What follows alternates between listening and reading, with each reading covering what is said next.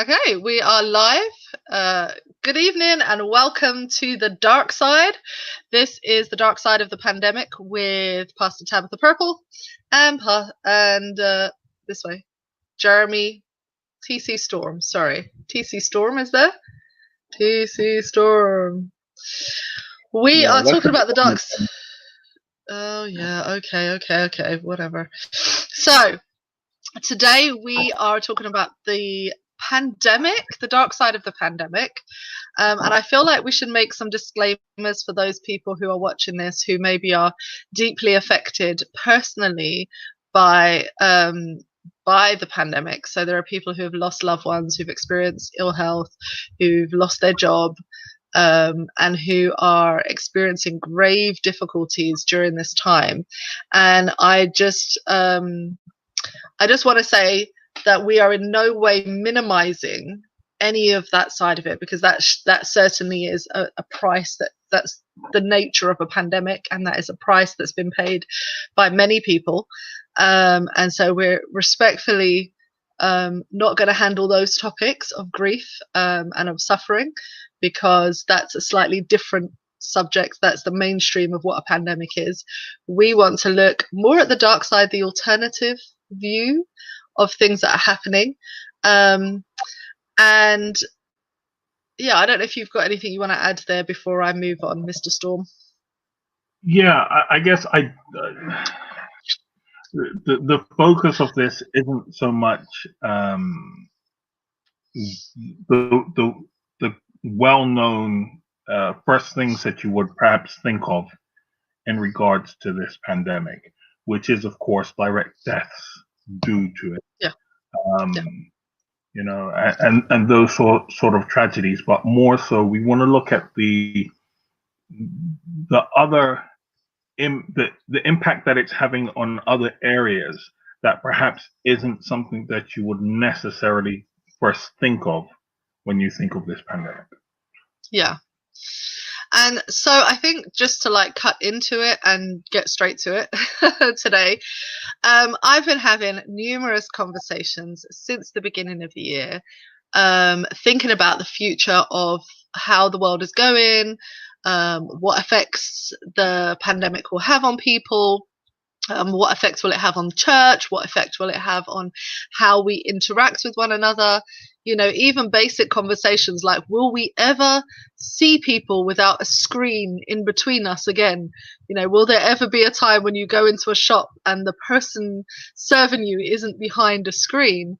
You know, and just thinking about the ways in which the world is changing.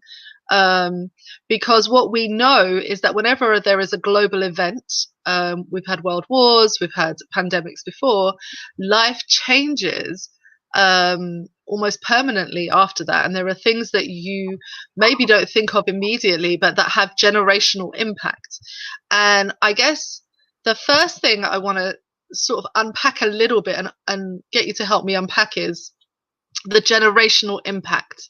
At the beginning of the pandemic, a lot of people spoke about the tragedy and the difficulty that our senior members were getting into during a pandemic. Many people in homes, many people isolated because they have pre-existing health conditions, and a lot was said about people who were on the margins in terms of age-wise, at the extreme age of you know, kind of your senior age lives.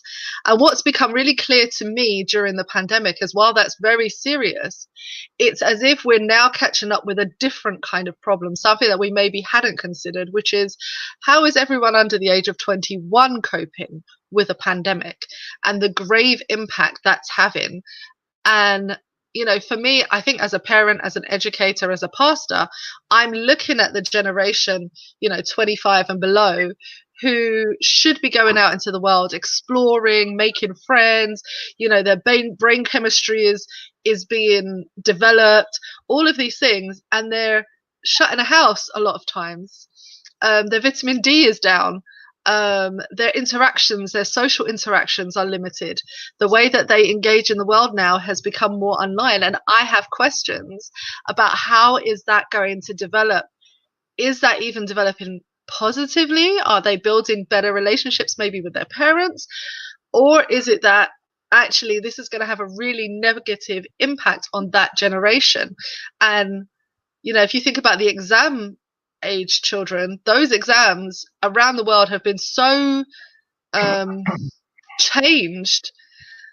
Some countries scrapped exams, other countries forced exams. Kids didn't go to school for 6 months, still had to sit. We had that in our household. No school for 6 months, still had to sit the same exam. All those sorts of things, and the impact that that's having on a child's self-esteem, on the way they build identity. I mean, I've got questions. So is that something that you think you can see the dark side of, Mr. Storm? Yeah,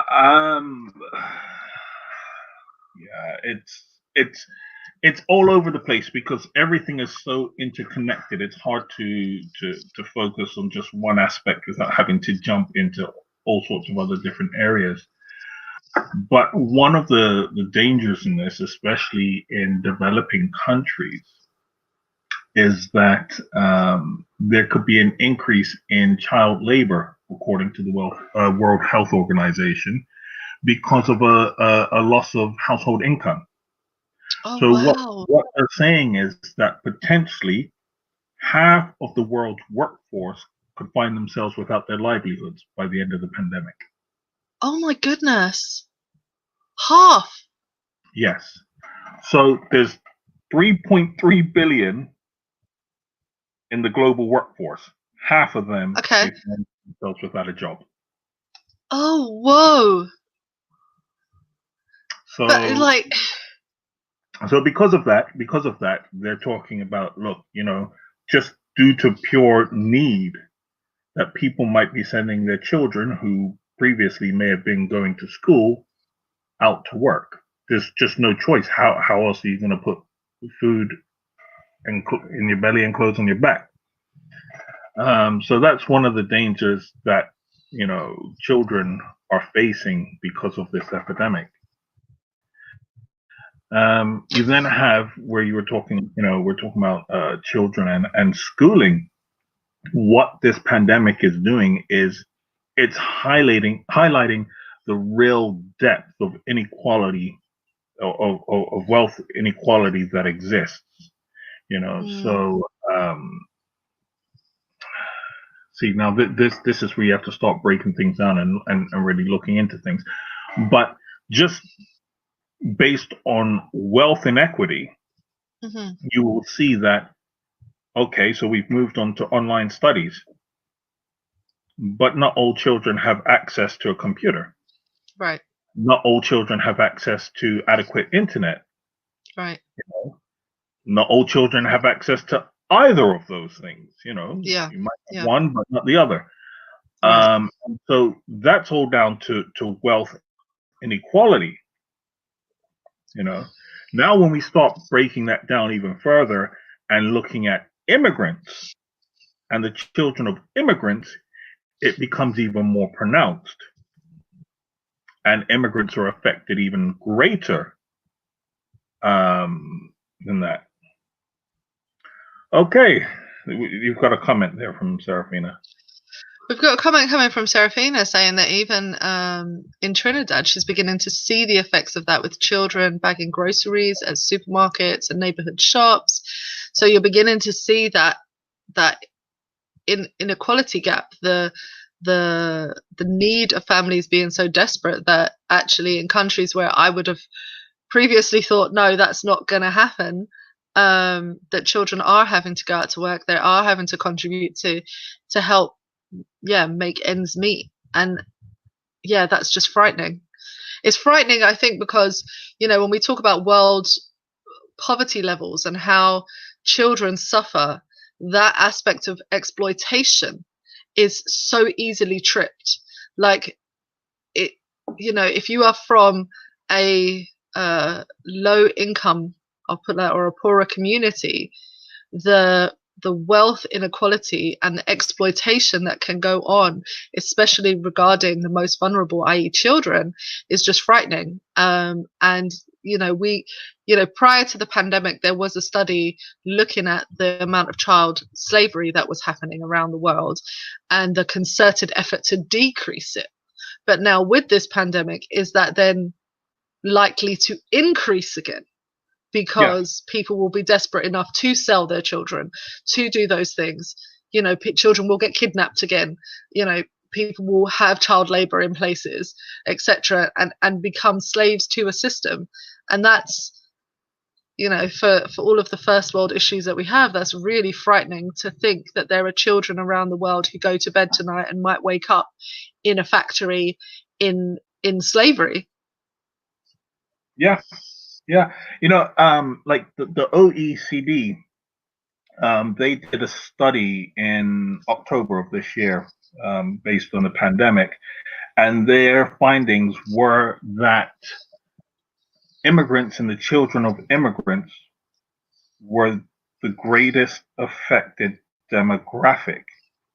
And when it comes to education, part of the problem is that when you're at the stage of just learning a new language and then you move on to online studies, it's not conducive for a lot of them. It's not helpful for a lot of them. And this hurts children with not just their learning, but also their social integration. Because if you can't speak the language, how are you going to make friends? How are you going to integrate with the host country? And 40% of immigrants don't speak the native or the host country's language at home. Yeah. Right?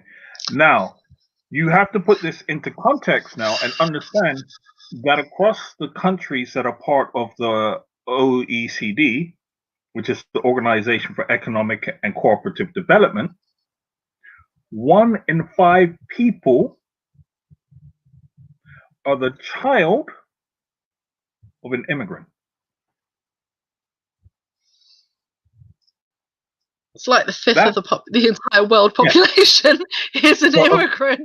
You know, we're immigrants. You know, that's a reality. You know, our children are the children of immigrants. We are children of immigrants. I am a child of an immigrant. I've then emigrated. My children are now children of immigrants. You know, and we live across cultural and language lines, and have seen the effects, most definitely, of how difficult it is. I mean, even as an adult, you know, my second language is Dutch, and I've been learning that now for 5 years.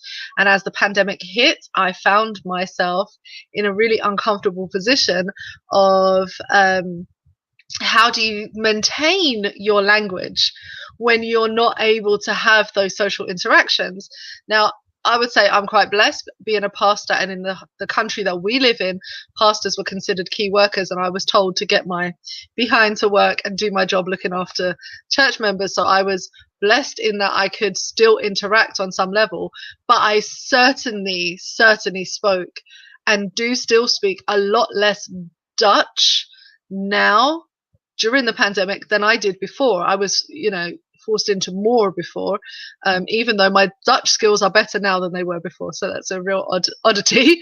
But I see the effects of that. My children come into the house, they want to speak English, they don't want to speak Dutch anymore, they're tired. You know, you want to go back to your native language, but their entire educational system is in the host language. It's not in their native tongue. So how do they break that barrier? What do they do? And I just think around the world, there are some countries where that may seem easier to overcome, but in some places, that's going to be a nightmare. That's going to be an utter nightmare. Well, just think of if they had just arrived to the new country when the pandemic was just breaking out. How would they have managed to have gotten a grasp on the language? And now they still have exams to take. How do you take those exams? The isolation alone must be frightening. Right. I mean, at a point when you're at your most connected, you're seeking connection, like under 16s particularly seek connection from other people. That's the nature of children. They're trying to soak up as much information, make friends. You know, this is a huge socialization is a massive part of a child's educational life. And if you don't have any socialization with your peer group, with teachers, with people from the outside community, what does that do to you? How does that shape your sense of identity, your sense of well-being? Does it have an effect on your mental health? I mean, are these, I have quite, like, I worry endlessly that it's negatively impacting this generation. Like, there will be a generation of young people who grow up who are permanently struggling with socialization, with mental health, with basic tasks, because they effectively have missed a year of their life. Um, yeah, I that is probably going to have an impact somewhat, but I think that it would be something that could be made up. You could make up Mm, for that fall off. You know, you have people that have operations and they miss a whole bunch of school and they're able to catch up. But I think what we're looking at here is, I think that will be stunted. I was going to use another word, but because of the context of it, no, because of the context of it, people might be offended. But actually, I was going okay. to use it in its proper sense, in its proper meaning. But I don't want people to be offended. But yes, I think that we have to look at, actually, we'd probably be looking, and my notes on this all over the place and stuff like this, but you're probably going to be looking at mass PTSD on an individual level Precisely. and on a national level. And that Right. is going to hold back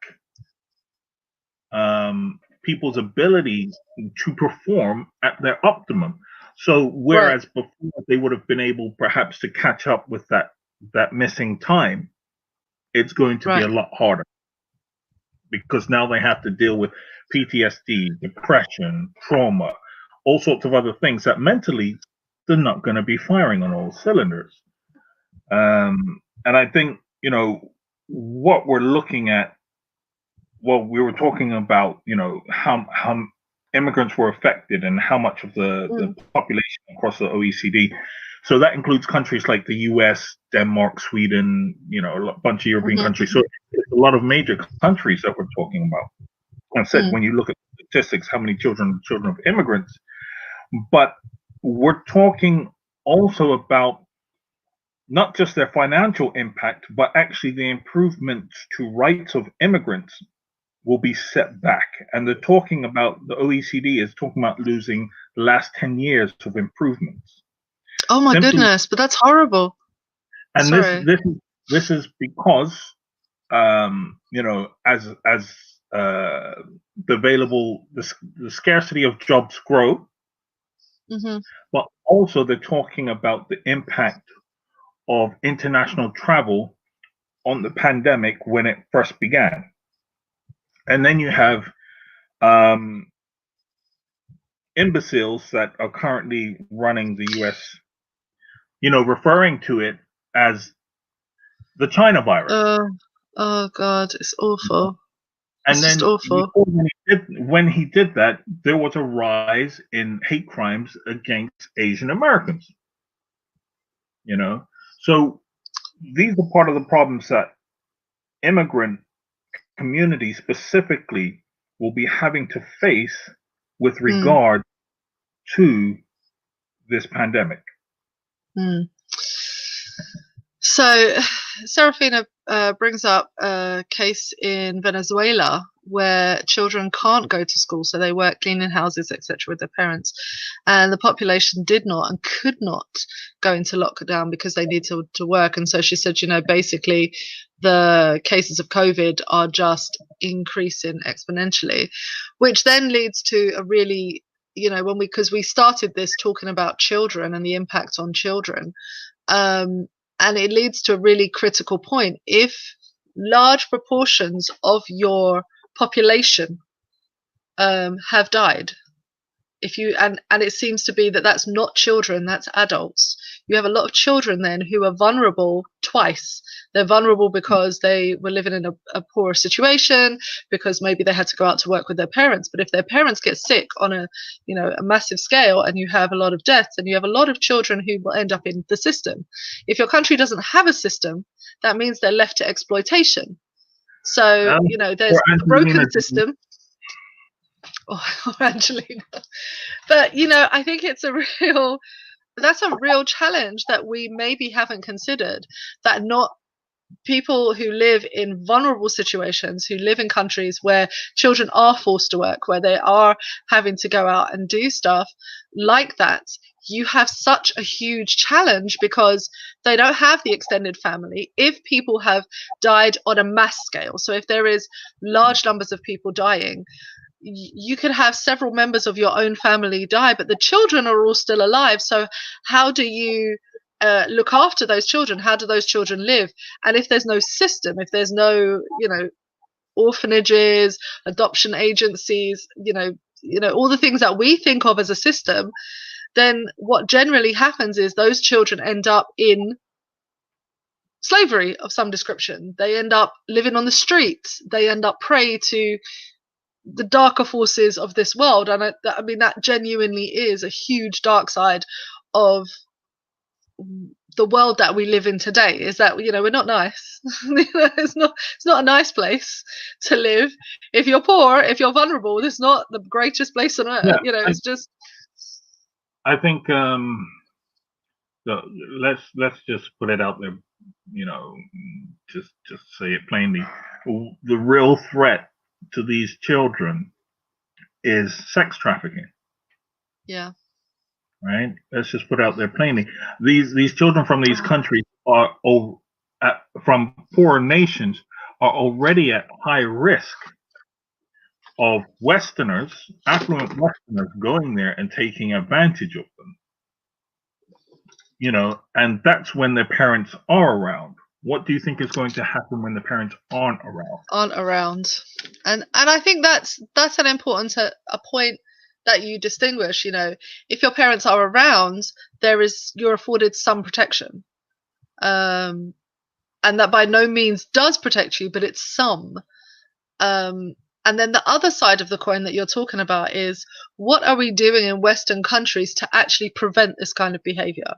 And seriously, maybe is a different dark side topic, I think, but that I think is one that's worth investing time in, really, because when we talk about how far we've come, and in Western circles we can have these great conversations about philanthropy, and look how we give to people in need, and we're so wonderful, and look, we're moving forward, and there's progression, and there's women's rights and children's rights, and we have these conversations. The reality of that is the statistics don't seem to bear out that we're getting any better. It just means that we're pushing our problems to other people. And one of those huge problems is sexual deviance, which we seem to be just pushing off onto poorer countries. Go to this country or that country, and you will find pedophiles, etc., who are just taking advantage and decimating communities. But no one is really talking about that in a real way. I mean, and the pandemic, as you say, can make that even worse than what it is now, because the poverty gap is getting wider. So they still have money to go travel and do these things. People still can do that. It's just not, the rest of us can't go on holiday anymore. Well, I mean, think about it. The billionaires got richer during the pandemic. Yeah, and okay, so what does that say? Billionaires got richer. Yeah, so I think that's like another dark side. Like, how did billionaires get richer? Do they need any more money? What is it you are stealing from in order to keep wealth if poorer people are getting poorer, but they're working? How does that work? No, as you said, they're stealing it. Yeah, so I think and you mentioned philanthropy, which brought up another thought to my mind of something that actually happened in the UK this week, where they're cutting international aid. Yeah, I saw that. I was horrified. They're not cutting budgets for blowing people up, though.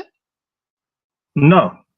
So they're happy to go bomb these countries, but they're not happy to give money to countries which they stole from in the first place, and they're still stealing Yeah, from in order to maintain the wealth within those their countries. wealth. Right. They're You still know, saddling small countries with colonialized countries with debt, more debt. I mean, when you look at this, you know, the statistics are staggering. You know, they're cutting the international aid, and they're saying, well, we can't afford to give you this money because our economies have taken a hit. But their economy, say they give 100 million in aid, their Mm, economy's taking 1 billion. You know, they're getting 1 billion in return for that. You know, yeah, so yeah, yeah. but now they're just going to take the 1 billion and not give the 100 million rebate. Mm. That's effectively what international aid is. It's just a rebate. Um, You know, it's actually just quite frightening to think that with the global pandemic, with every country being affected, the way that countries who are um, uh, who are in poverty, the way that countries who have been colonialized, who've been oppressed, who are still struggling with issues surrounding the wealth gap, etc., who just are struggling to get a stable economy going and have a stable currency, how detrimental this is going to be to their ongoing development. And on the flip side of that, people would say, if we look at the way that African nations across, from north all the way through down to the south of the African continent have handled the pandemic, they've managed to handle the pandemic in far more success than Western countries. So, on the one hand, we're saying that countries who are challenged, and that's by no means all African nations, that's not what I'm saying, but at the same time, they're looked down on by Western countries. If you want to talk about how, um, there is a famous president who called African nations not a very nice word, whole countries. He was, not very polite about it. But these countries are the same countries who are managing to um, keep the pandemic under control. They've been dealing with Western, with different issues for a long time and have systems in place that are far more effective than what we've been doing in Europe and other places. And so it's interesting to think, what would that have an impact for countries where they have been, hugely successful, but are maybe looked down on by Western countries, looked down on by, the G8, etc. It's a shame that what it doesn't do is flip the script and give them the respect and the status due to a country that's actually managing a pandemic incredibly well. yeah, look, in reality, you know, when have colonial nations ever given credit to ex-colonies for things that they do? Oh, never. Yeah. Well, we So um, yeah, but let's not go down let's not go start too talking about down that route. Yeah, no, colonialism. But we'll get ourselves in since trouble.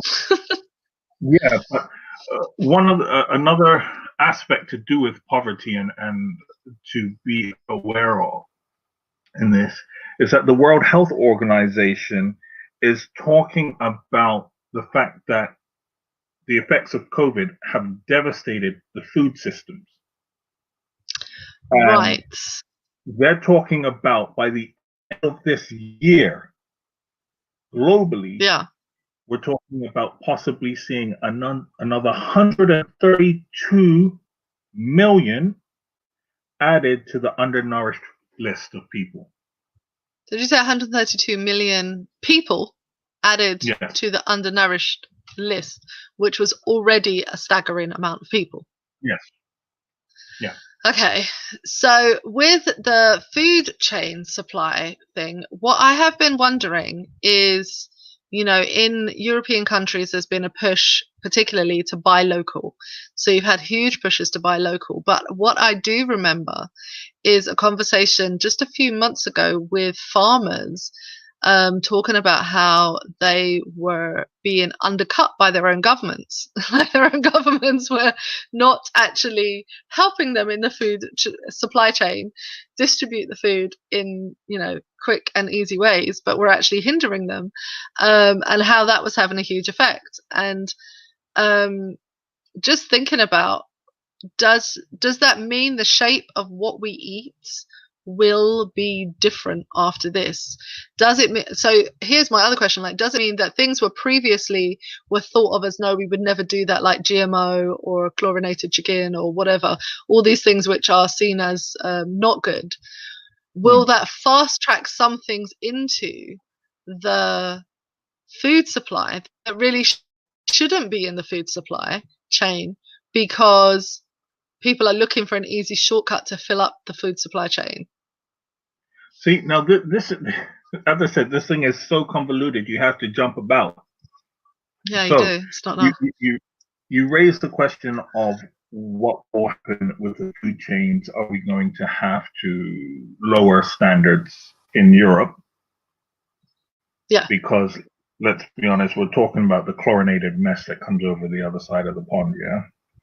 Right. Yeah. Sorry, people in the USA, your food is trash, right? We're concerned about you, is what he's saying. We're concerned that what you're eating is killing. This from the man who seeks out American label food, I'm just going to say. So that's how I know it's trash, through experience. He's addicted to certain products. Yeah, that's how I know it's trash.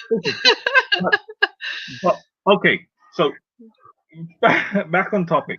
Okay. Not lowering the food standards. Here's one of the problems that is being faced. So Denmark had proposed to cull 17 million mink. Yes, this was a huge issue. Yeah. And the fears, what had happened was COVID had made the jump from mink to an animal. people. Okay. And I thought it was the other way around. Yeah, it went to the animal, but people, they were talking about something like 18 cases were diagnosed. That's why they wanted to cull the mink. Oh, okay. Okay. Right? Cool. Okay. Anyway, they didn't go through with that because those MPs didn't go along with it. They couldn't justify it. It would have been illegal. A whole bunch of different reasons. However, COVID hasn't just been found in mink in Denmark. It's been found in a number of mink farms in the USA. Okay. Right. Now. Okay.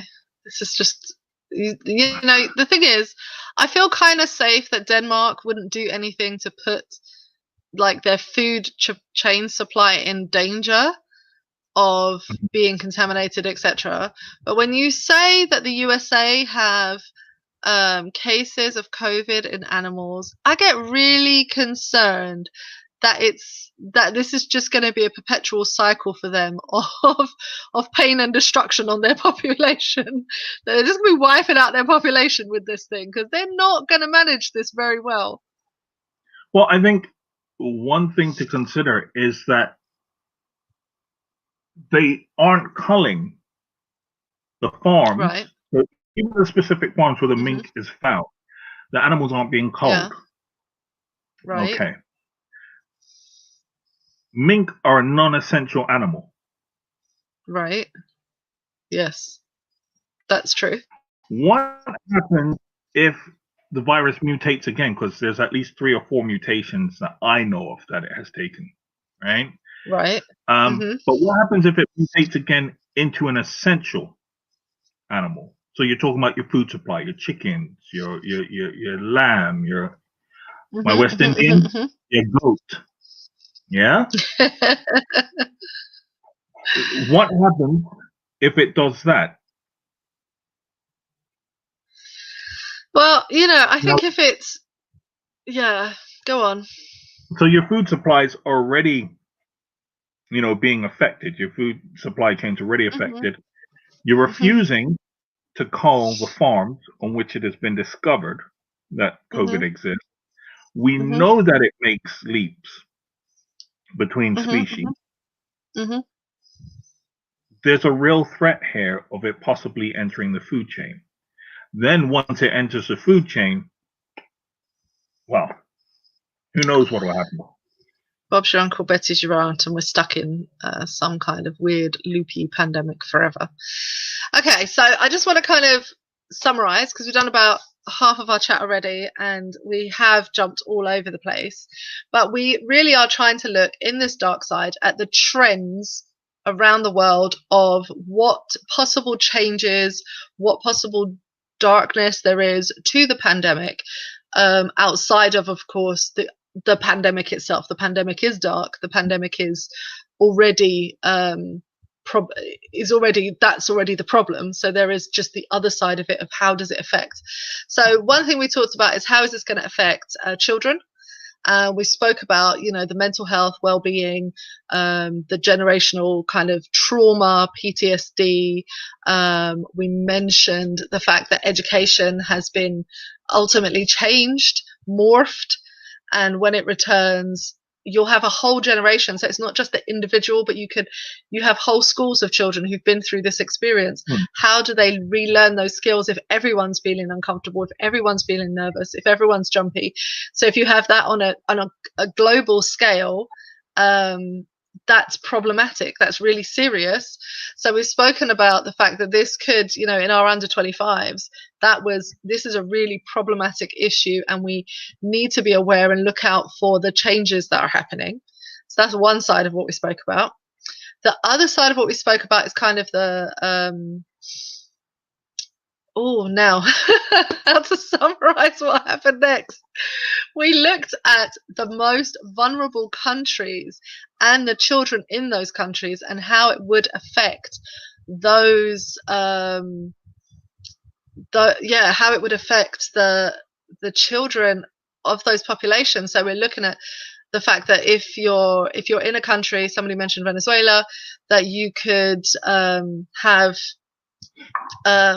large proportions of children without parents, without people to protect them. They could become victims of sex trafficking, slavery.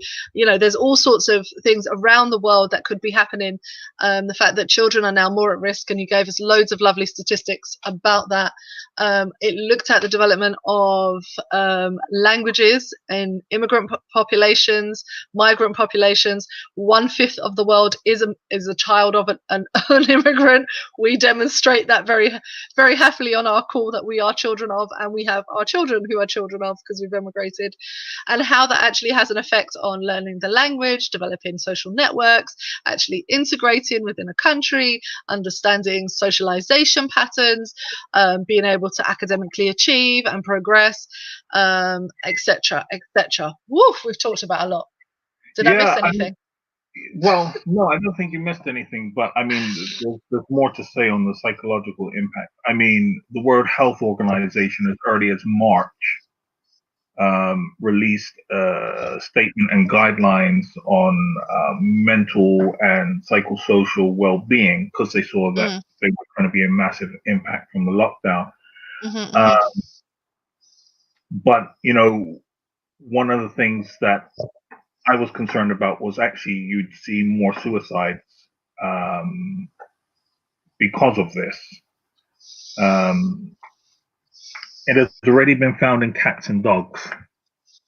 Yes, now I've seen this. Yeah, I saw this one, and also, this is an interesting point that is being brought up. We're already dealing with H1N1, so everybody remembers the last kind of mini pandemic we had of the bird flu. We haven't got rid of it. It's come back. It didn't die. The thing is still around, and it's here in where we live in the Netherlands, and people are still dealing with that whole issue. So in terms of the food supply chain, it is really fragile and more unstable than we think it is. And it does, for those people who took during the pandemic to grow in their own food, you might not have an option soon enough. You may be able to only eat what you can make and grow at this point, but that's a whole different issue and maybe a little bit more melodramatic than I would normally like to say. Here's a longer one from Mariska. She is just pointing out that, it's been really hard on the kids. Before the summer, kids in Group 8 were going to high school. They missed lots of activities that go along with that from their primary school. Special educational needs children, we haven't talked about that. And the impact that this has had on children who are vulnerable with special educational needs, who've had to stay at home, whose parents, families desperately need the help, that completely has upset their rhythm, ruined, lots of progress that's been made. And then for her personally, she was talking about the fact that being a nurse, having, her dad sick, child in a risk group, it means that the children haven't been able to socialize. And this is causing more and more and more ad infinitum problems. So, thank you for sharing that with us. These challenges are going to be wide ranging, and we do jump around in the conversation because there are a lot of things to consider. And while we're sitting kind of in some relative freedom, especially here in the Netherlands, we have a little more freedom than some of our neighbors with our movements and with our ability to travel and do things. We're still limiting the amount that our children can do because there is such a risk. There are huge risks, huge problems involved. But how does that actually have a knock-on effect generationally for years to come? If your child was having speech therapy and can only have speech therapy online now, this has been shown.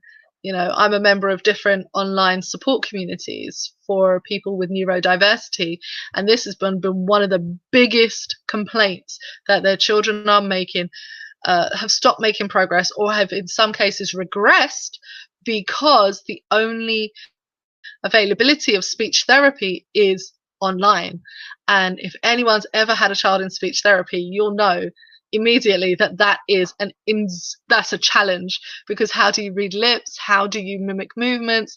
How do you make sounds when you're looking at a screen, which for some children is almost impossible? And that's just like, how do people speak? That's a real basic. Oh dear, it's a big subject. Yeah, it is. So, I was We're back to mental health. Yeah, on the mental health. My concern is that we're going to see a rise in suicides in the coming months and years. Now, this is what I've been worrying about. So I want to talk about this a little bit and unpack this, because here in the Netherlands, we had some statistics a couple of months ago that said 50% of the population, workforce population, are on the verge of a burnout. Then we looked around in different European countries, and they were beginning to release similar statistics regarding mental health. And recently, the UK have become so worried about people's mental health that they've decided to give out vitamin D for free, because if you don't have vitamin D, if you're not getting outside and you're not getting enough, and they fear that just sitting outside in the sun, even if you did that for all day for 12 hours a day for a week, you would never get enough vitamin D to repair the damage that you could be doing to your body. So they've taken a decision to give out vitamin D to the most vulnerable people, and which is vital also for your mental well-being. It's called the sunshine. And people have like seasonal affective disorder if they don't get enough vitamin D, etc. So my big concern is, if people are isolated, if people are cut off from their loved ones, if people are not able to experience physical contact, which we know is really important for people's mental well-being, if they're not able to have a hug, have any contact with people, aren't having conversations, aren't able to connect in real ways, what happens to those people who have a mental health condition, who are really affected by this? Will we see rises in suicide rates? Will we see that in the upcoming years as people struggle to be able to make it day to day with the uncertainty, with the ever-changing rules, with the, the joblessness and, potentially homelessness issues as well? Yeah. Well, Japan has seen a 15% increase in suicides for the month of August of this year versus August last year. Now, forgive me for asking this question. But doesn't Japan have quite a high suicide rate anyway? Yes, So a but if 15% increase is a lot of people, right? it's a considerable increase, yes. Yeah. But the disturbing thing in this is that they're seeing more women commit suicide. So we're talking about a Right. 40% increase in the number of women committing suicide for the same month. Okay, so let me just process that, because when we hear those statistics, I think I immediately got worried, because I know, and I had to ask for verification. Doesn't Japan already have quite a high suicide rate by the world standards? They have the tallies, and they're one of the highest, as if I remember, not the highest, I don't know, but one, they're quite high on the list. So having a 15% increase, I think, is a huge increase, because you're talking about people, vulnerable people, who don't see any choice and are taking their own lives, and the devastation that causes to everyone in their community and all of those around, and the knock-on effects for generations to come. But then what you said really alarmed me, is that there's a 40% increase in women. And that's really alarming, because actually, of course, women statistically don't commit suicide at the same rate as men. No. And so for a 40% increase, I mean, that's not to be taken lightly. That's a sizable increase. Yes, I mean, and that's we can jump out of this now, and I can tell you something about that, or we can stick in the suicide aspect and continue and come back to the other point later. It's up to you. As I said, this whole subject is jumping about from one spot to another. Well, I think it's disturbing, because I kind of want to finish it off, because I see here Mariska's brought up the point about the concern for the younger age people who are struggling, already don't know who they can trust. There has been increases due in the suicide rates of teenagers year on year, due to the influences of social media and bullying and pressures like that. So if you take away some of those constraints that would have held them before, and some of the help that they would have had available to them before, does that have an effect? It's really worrying. Yeah, and I think one of the things to be concerned about is actually the pressure on the services that help to mitigate these things and to support people through these times. So in the USA, the Federal Disaster Hotline, Distress Hotline, saw a 897% increase in March 20 versus March 19. Oh, that's just a number you can't even comprehend, I think. So you're talking about people that are crazy. you're talking about people that are in mental distress, that are seeking support. So the pressure on those systems is going to cause it to buckle at some point, right? Then what happens? And I think that's when we're going to really start to see, the real tragedy of this come about. But just to go a bit further with this, in May earlier this year, the Well-Being Trust estimated that over the next decade, so that's throughout the 2020s, the pandemic and the associated recession could account for an additional 75,000 despair deaths. That's Oh my including gosh. suicides and overdoses in the Oh USA man. alone. Oh my That's in gosh. the That is USA a alone. lot of That's a Yeah, huge amount of, and you're thinking of this on a global scale when you look yeah, at every single country statistics. So I know you've looked at some of the USA statistics, but if I think about the information coming out of European countries regarding some of the hotlines that they have, Samaritans, etc., and how the increases they're struggling to keep up with the suicide prevention lines, the Samaritans prevention lines. There is so much work that needs to be done in this area. And where is the money going to come from? How are you going to employ people? Will everybody have the training? There's ideas of you've got mass unemployment, and at the same time you've got a huge need in the jobs market for people with skills to help this, but also the funding needs to be there to help provide that. And you've seen in European countries moves towards improving the amount of funding, where at the same time we know in the Netherlands, where we live, and some other European countries, that mental health care has been reduced in our healthcare packages. So it's not been increased, it's been reduced. And this was happening right before the pandemic. You've had this huge moment happen, and now you will see that pressure on the service begin to, I think, as you say, buckle under the weight of the pressure. I think what you're going to see in a few years is a social breakdown due to the fact that there will be so many young people with mental health issues that aren't getting support that they need. But with all those statistics that I've given, with the US and, with other countries, just something for you to help put this in perspective of how big a danger this is. Okay. So in South Africa, in young males aged between 14 to 24, 1 in 4 reported having present suicidal thoughts pre-pandemic.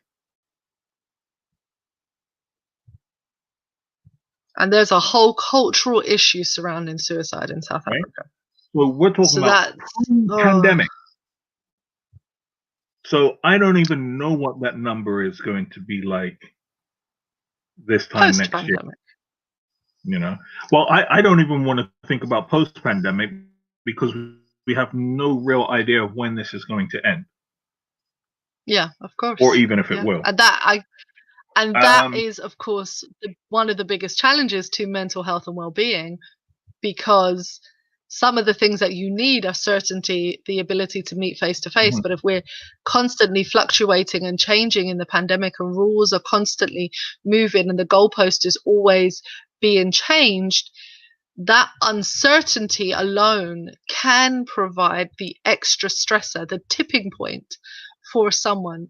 One extra rule that week to say they can't get to a loved one, get to the shop to get something, get to go to their school and have the teacher actually see them face to face, or whatever. That one little stressor, that one change can be the tipping point for somebody to make the choice that they're going to leave it, because they don't have any other option. And I don't like to use the word choice, because I know it's a terrible mental health burden that they're bearing, and choices doesn't seem like the right word, but I don't have the right vocabulary for it right now. I think this is probably, for me, this is a really frightening aspect. Being a former teacher, being a pastor, working with young people so closely, working with people generally, you just know how vulnerable people are. But there's something that you said there that worries me, that I wanted to pick up on, and I'm trying to remember what it is. So you make your point and I'll remember my point. Well, I was just going to say that, jumping back to the fact that Japan's seen such a increase in suicide rates amongst women, I was going to expand on that point and bring it out, jump to the other point. Right. Okay, so we'll move on from suicide to the effect. This scared me. So bear in mind as to possible. Because we. Well, I just want to say that the possible reason for the increase in suicide is actually the increase in domestic violence rate. Right. So we have to bear in mind, that this is a real another dark side to the fact that what's happening, and the fact that people have been placed in lockdown.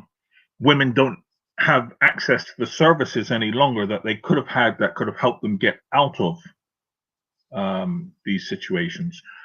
So that might be an attributing factor as to why more women are committing suicide, and that's not something that is within Japan specifically. No, this is something that cannot be taken lightly, because this was a problem from day one. As soon as we went into lockdown, all charities that work with children and domestic violence victims came out with huge concerns to their governments, speaking passionately to tell people this is not, to lock women and children in the home with their abusers. If their abuser loses their job, if the abuser has anything, that violence will not be seen and picked up in the way that it could be if the child is in school. And this is one of the big problems that people are saying, if a child and a woman are out in public and they have to go and mix, there is almost a safety net because people will see it and they can help and step in, and social services can be called. But if you don't know it's happening, if you never hear it, if you never see it, then no one's calling anyone to help you. And of course that does increase the risk of suicide, but it just means that the violence and the likelihood that more women will die from domestic abuse is going to increase. That number is already shockingly high in most countries anyway, I think. But the fact that could increase because people are locked in with their abuser is scary. It is a very scary thought. And the other reason that could be attributing to this is the fact that the United Nations is reporting that with everything that's happening, gender equality rights could be set back 25 years. Now, so what happens, folks, in the week leading up to this is we try and discuss the popular issue. And as you can tell, Mr. Storm here really enjoys his research and does, is incredibly knowledgeable and does very well with all of his statistics. When he told me this, I think I had to sit down for like 20 minutes and really kind of process. I had to walk away and be like, I need to just process what you're telling me, because 1 in 4 women will already experience some sort of violence against them, sexual or otherwise, unwanted. You will meet, if you have 4 women in a room, 1 of them has experienced a sexual violence in some way, shape or form. So there's that. There's the aspect that already women, the gender pay gap is already, and that's already a thing. Like, that already exists. Gender pay gap is already a thing. And women are underpaid for the same work, etc. There is the misogyny is just, readily available on any street corner that you look for. It's not like it's going away. Stereotypes that exist around women. Just today, there was a sports story about a young lady who'd managed to make the team of an American footballer. The comments section underneath the press release that she made the squad was so horrific that they had to disable it, but they left the comments as a reminder that misogyny is alive, well, and disgusting, because people were literally wishing that she would be beaten and die, and all sorts of horrible things that people said about this just because she made the team. Like, she didn't do none, she just made the team. And now you're like, women's rights could be set back 25 years. Do you know how horrible it was 25 years ago? No, because I wasn't a woman and I'm too young for that. But are you really surprised by how much vitriol there is in the comments when you look at the current occupants of Pennsylvania Avenue and 10 Downing Street? I mean, like, no. Really? I'm not surprised. No, none of this surprised me. But what frightened me was the fact that the statistics are saying that in most countries, women's rights will be set back 25 years. And then the reasons that you gave were things like the fact that women are more vulnerable to being fired, to being sacked. Women may have to give up their jobs because they've got homeschooling education to do with their children, and the burden of childcare falls predominantly to women. Women may be forced, and so then they will have an enforced period where they're unable to work, which of course then means that their rehiring rates will be less, because apparently educating your own children is not considered a great job, which any parent, you've done the homeschooling, I've done some of it, it's the biggest thing in the world. Those things to me were just like, no, come Lord Jesus, come. I don't think I could do 25 years ago, thanks. I don't want to. I don't want to do that again. So in a nutshell, women are responsible or take on most of the care role, and they're being forced into it in a lot of aspects. You think about single parent households, Mm-hmm. okay? Well, typically it's a woman who Yep. is having to go out to work to make Yep. ends meet. Now you've got to homeschool your child. Yep. There's a pressure of, how do I pay the bills? How do I educate Mm-hmm. my child? Mm-hmm. Mm-hmm.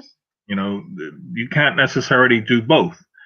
And so the stress and pressure that puts you under, and just all the care issues, if you've got elderly people within the family that need care, women are typically the ones that are having to pick up this role. Yeah. And so that is going to force, gender equality issues back, simply because if women are expected to do that, then when you go for an interview, it'll be like, do you have children? Oh, you've got children. Well, then in the interviewer's mind, you should be at home with the children. And so it's things like that. But just to show you how it's already impacting women, okay? In September in the US, there's one country, okay? From their workforce, they lost 865,000 women. Compare that to That's very 200,000 much. men. Yeah, you heard me. So compare that now to the fact that So only you 200,000 men were so lost 4 from the work. times the amount of women. Yeah, 4 times the amount of women. yeah, over 4 times the amount. Now, one thing I also want you to think about is, let's put the genders aside for a minute. That's 1 million Right. people out of work. That's a lot Right. of property taking place there, right? Yeah. And in a Right. society with the US, you're talking about another 1 million people without health care in the middle of a Oh, pandemic, gosh, can you imagine? It's right? awful. So the fact that healthcare issues was a dark side, and unemployment was something I wanted to talk about, and how it's affected in some countries. I don't know if we'll have time to do that. But, so you're talking about the poverty, but you're also, as I said, once you start looking at that million and start breaking it down, yeah, the way women are affected disproportionately is immense. And I think it highlights some of the problems women have just getting by in society. But also within the pandemic, it's going to put them under a lot of pressure, Mm. in terms of, how do I make the ends meet. Mm. And I think also we have to be realistic and say that even in today's economy, even where both parents are working, and you have a two-parent household and both parents are working, Mm. a lot of homes are still struggling to make ends meet. So the Mhm. fact that you Mhm. have two parents at home and one is Mhm. suddenly not working, how are the bills going to get paid anyway? Mhm. Mhm. Mhm. And it's these sort of pressures that are going to increase the likelihood of domestic violence. It's just, as I said, Oh, it's a everything vicious is circle. everything is mixed and convoluted. It's such You a can't. vicious circle. Well, You know, we've been chatting for our hour now, and there is so much more we could say about this. You talked about unemployment just there, and that being an issue. We've mentioned that earlier in the conversation as well, and how much of an issue that kind of feeds into the cycle. And I know this is the dark side. I know this is the alternative look. I get that we do it, but there are moments when I'm just exhausted from this because it actually feels so hopeless. It feels like, can we not do the light side? Can we not trip and do something better? Is there not another way to look at this whole situation? And at the same time, I think it's really important for us to have this conversation, because then I think it better prepares us and equips us to work. And one of the reasons I think that it's important for us to have this conversation is because the one dark side I would like to touch on before we end, which is the rise in conspiracy theories and extremism. okay, yeah. Yeah. I guess, there was one other point I want to bring up, which was the erosion of civil rights, but that can feed into the whole conspiracy notion anyway. Because as I said, everything's convoluted, and these nutcases find a way to connect everything. So, we're all good. We'll do our best. We'll do our best.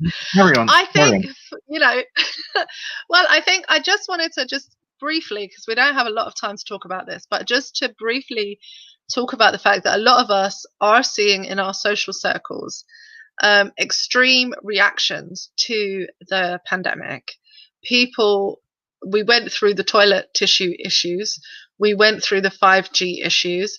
We've gone through the whole extremism of blaming a particular ethnicity for this pandemic. We've been through a lot this year with extremism and conspiracy theories. The American elections did not help anybody. It was this ongoing issue they're having is not helping the rest of us with this. The extremism of certain religious groups to believe conspiracy theories. Christians being at the forefront of that, I believe, one of the highest to believe conspiracy theories. And for me, the dark side of this is that truth is being mixed with error, and it's creating this extreme reaction. And this is what I mean. When it comes to like the vaccine, which is now the next big conspiracy theory, of course, they want to put microchips in you, they want to do this, they want to do that, blah, blah, blah, blah, blah. When it comes to the vaccine, there's a lot of people who have legitimate concerns because in our communities, there were experiments carried out on us with vaccinations. Proven, fact, not conspiracy theory, fact. There have been times when there were awful things done in the name of vaccination. There are programs that were carried out in different nations where they would say they were vaccinating people when they were actually giving them permanent forms of contraception or were decimating their communities in other ways. Facts, not conspiracy theory. Thank you. So just things that have happened. And then there is things that they just rushed to try. They rushed to the population with this will work miracle drug. And then it went badly wrong. And in recent history, there was the, forgive me, Jeremy, Mr. Storm, the name of this, the one where they gave the women who were pregnant this, whatever it was, and it caused thalidomide. So we have genuine questions about how quickly you're producing a vaccination and what might be the possible long-term side effects of said vaccination. So they're legitimate questions. These are legitimate questions. They're questions to be asked, and there are legitimate answers out there to the legitimate questions. But what you are seeing is a lot of crazy and conspiracy theory in between those two things. Like from legitimate questions, I may have a few questions over the vaccination. While I believe vaccines are very necessary and blah, blah, blah, I'm not talking about anti-vaxxers, etc. Just, we have eradicated things over time with vaccination programs. We've made some diseases extinct. These are very good things. I have concerns when it comes to injecting whatever into my body because there are effects, and I would like to know what those effects are. And if you've managed to push through this very quickly, how will you know what the long-term effect is a genuine question. But I feel afraid as a regular non-conspiracy theory human to ask that question because the answer you get is to be immediately delved into the world of conspiracy theory, crazy, living out there on the extreme end. I'm trying to really be polite about my language, but and I find that really difficult because it's hijacked what is a really legitimate issue and has made people hate their neighbor, hate all sorts of things. This is really, I think it's really challenging. Yeah. Look, I don't think there's really any new conspiracy theory out there in terms of what the aims are. it's just new methods of attaining that. I think, though, there are things that are happening that don't necessarily give credence, but they give conspiracy theorists things to point at and look at. So, for example, there's this whole thing about they're going to use this to take away your civil liberties simply because Yep. they're telling you don't worship in large numbers. It's not good for people's health. Excuse me, I'm just having a nosebleed. Continue to talk to the people. Yeah, see, it's a stressor. So what's happening is they're pointing to examples in countries such as Iran and Jordan, Yemen, in which during the pandemic, what has happened is the government have banned the printing and distribution of newspapers. Okay? And what they're saying is that this is what the aim is. But what's not being looked at is that Iran, Yemen, Jordan, all of these countries have underlying issues that were going on pre-pandemic. This has only allowed them to get away with it, a lot easier. You've got in Hungary, Orban, Prime Minister Orban. Orban. And they have recently voted to give him the ability to rule by decree indefinitely during this pandemic. I'm sorry, what now? Right. Now, Orban is extreme right wing, right? Ooh, which means that's not good. over there are not going to have a good time. It is Gosh, that's awful. Right? But what's happening is conspiracy theorists are pointing to these examples and saying, you see what they did there? That's what they're trying to do all over the world. Right? And it doesn't help because there are actual real consequences to this. So the director of the World Pensions Council, Nicholas Fursley, what he said was that due to the devastation of economies, that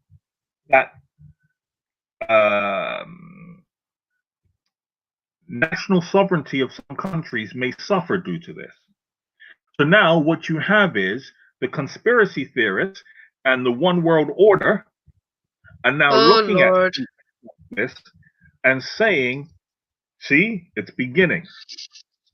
Well, you told me this 10 years ago. You told me this 20 years ago, and it still hasn't begun yet.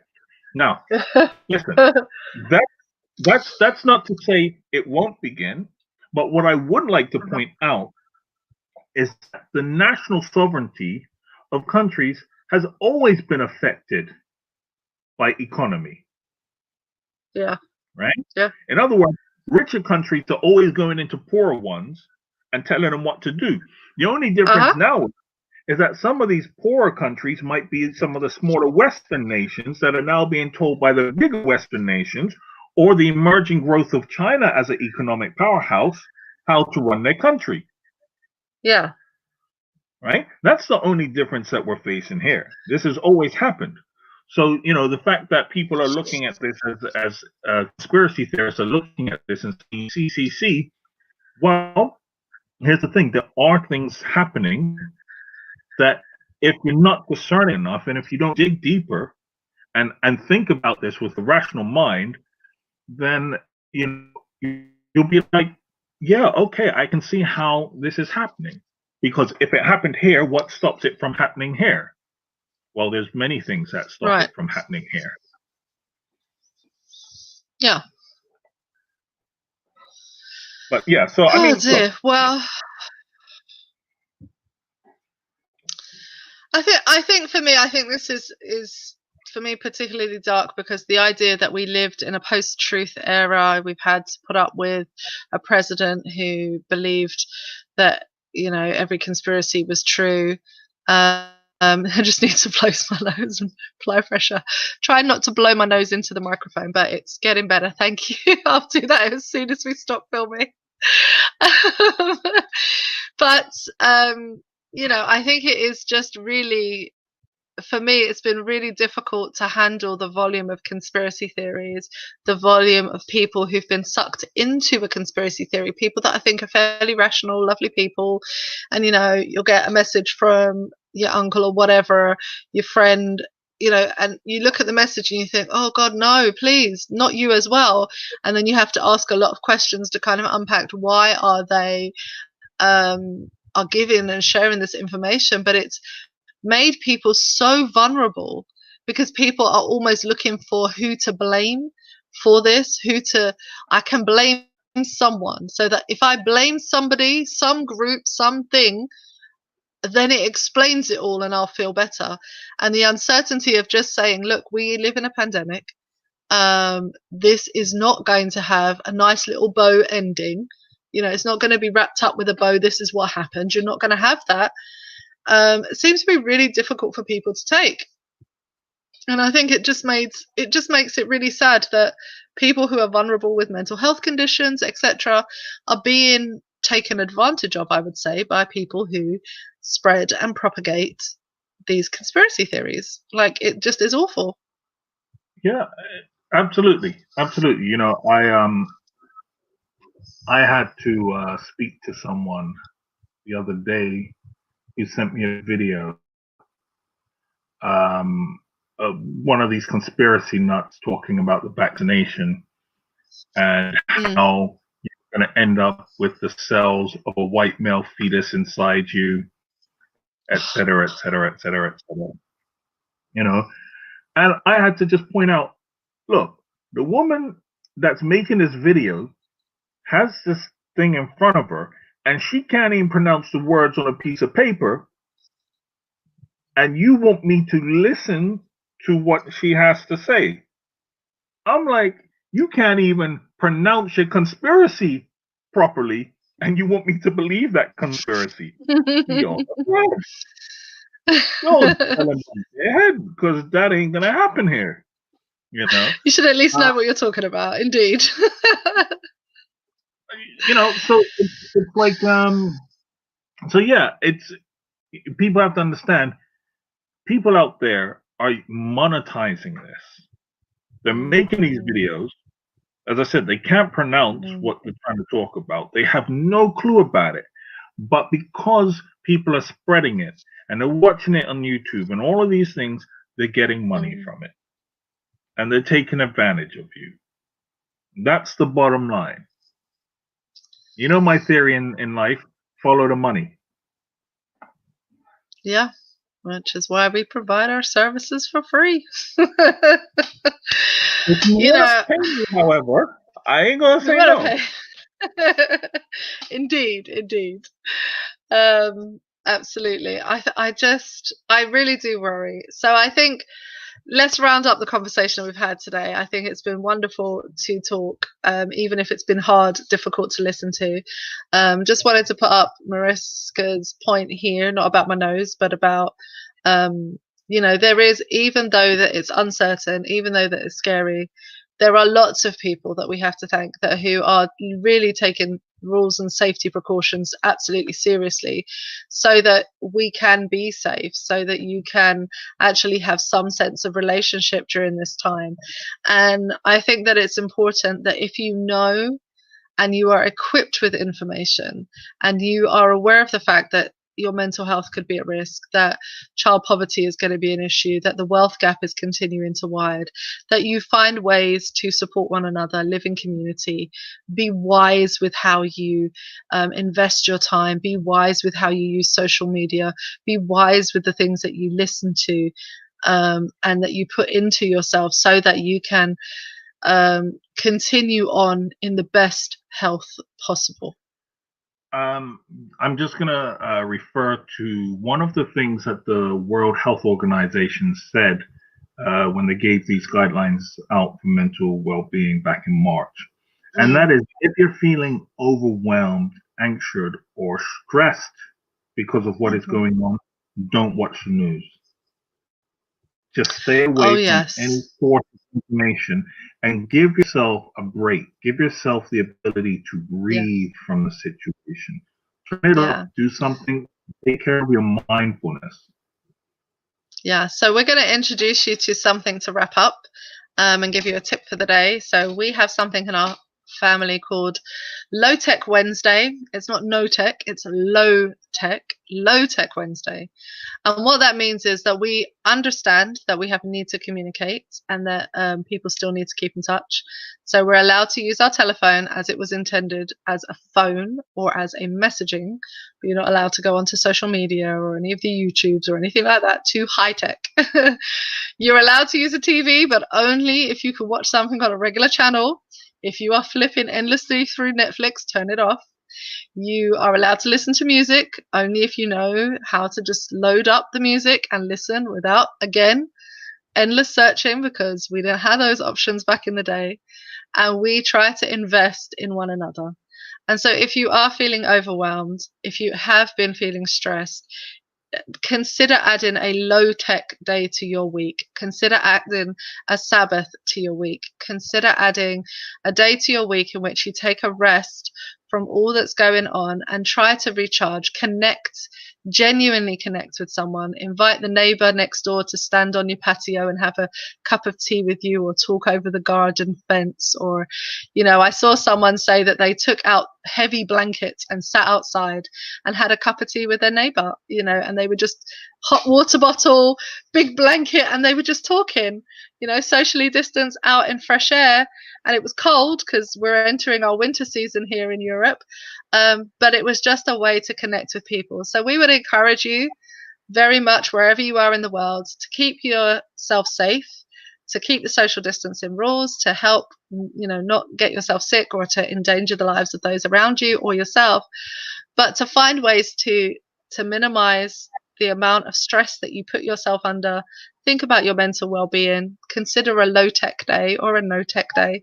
Consider having a connection day. Consider having a Sabbath rest where you can actually just put down all of the stuff that's happening in the world and really recharge. Take care of your spiritual, emotional, mental well-being. Yeah, and since you won't say it, I'll plug it for you. Pastor Purple does some great Bible journaling stuff, so you can also check that out. You can pay me Thank later. you. Thank you. So yes, of course, if you want other tips and other things that you can do, we run courses and different things that can help you, not just the dark side. And the light side and the color side are also up on the on the YouTube. So have a look at those things as well. We're just going to end right now and say thank you so much for joining us. We ran a little bit over, but I think you can understand why. A really difficult topic. Thank you for everyone who's commented. Please share, please like, please add your comments so that we can keep producing this dark side. And if you have a topic that you would like Mr. Storm and myself to discuss, then please just drop us a message and we will be happy to add it to our list. We only have a few more sessions before we break for Christmas, so send your requests in quickly. Have a blessed and beautiful evening. Goodbye. See you later. Peace.